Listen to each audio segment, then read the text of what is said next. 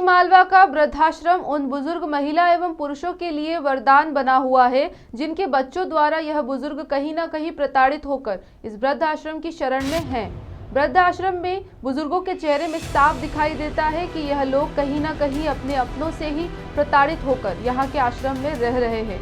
सिवनी मालवा की उपनगरी बानापुरा में स्थित इस वृद्ध आश्रम में लगभग 19 महिला एवं पुरुष इस आश्रम में रहकर अपना जीवन यापन का निर्वहन कर रहे हैं। सिवनी मालवा नगर के लोखर तलाई, भिलाड़िया, निपानिया, खाकरापुरा, गोलगांव, तोरणिया, गाडरिया सहित अन्य गांव से आए इन बुजुर्गों की देखरेख अवधूत लोक सेवा संस्था द्वारा की जा रही है।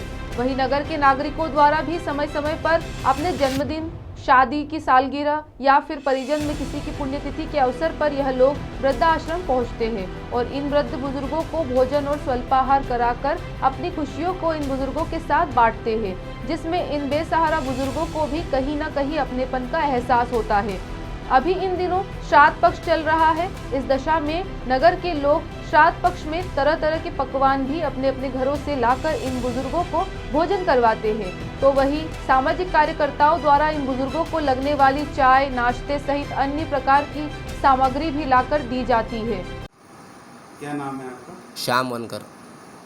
ये सिवनी मालवा बानापुरा में ये जो वृद्धाश्रम चल रहा है, इसको किस प्रकार से संचालित किया जाता है?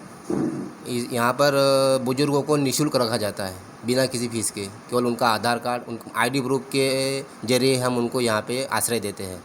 अच्छा, ये वृद्धाश्रम में ये जो वृद्ध लोग आए हैं जी, या खुद आए हैं या आप लोगों ने के जरिए किसी के माध्यम से बुलाए गए? सबसे पहले तो शुरुआत में हमने सिवनी मालवा में जितनी ग्राम पंचायतें हैं, ग्राम पंचायत के सेक्रेटरी एवं वहाँ के सरपंच महोदय से हमने संपर्क किया, उनको सूचना पत्रक दिए और उसी सूचना पत्रक के माध्यम से, उन्हीं के माध्यम से कुछ लोग ग्रामीण क्षेत्र से हमारे यहाँ आए और जैसे जैसे इस आश्रम का फिर नगर के सहयोग से पता लगा तो कुछ नगर के भी बुजुर्ग यहाँ पर आए।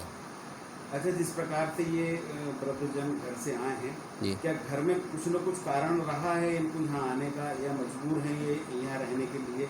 कभी इनके परिजन इनसे मिलने आते हैं या ये इनके परिजनों से मिलने जाते हैं?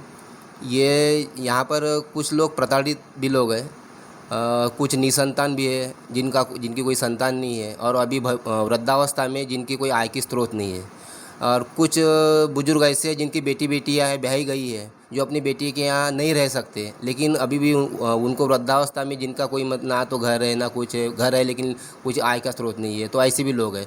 और तीसरी श्रेणी ऐसी आती है कि जो प्रताड़ित है बहू बेटे से, ऐसे लोग भी यहाँ पे हम रखते हैं, बाद में उनकी काउंसलिंग करके उनकी घर वापसी करते हैं। क्या इनके परिजन के लोग कभी इनसे मिलने आए हैं जी, या कभी कोई खोज खबर या हालचाल लिए हैं? कुछ लोगों के आते हैं, जो मतलब उनके रिश्तेदार होते हैं, उनसे मिलने आते हैं, मिलकर फिर चले जाते हैं। अभी कौन सी संस्था चला रही है इस आश्रम में? अभ्युदय लोक सेवा संस्थान। सिवनी मालवा से संतोष चंदेल की रिपोर्ट।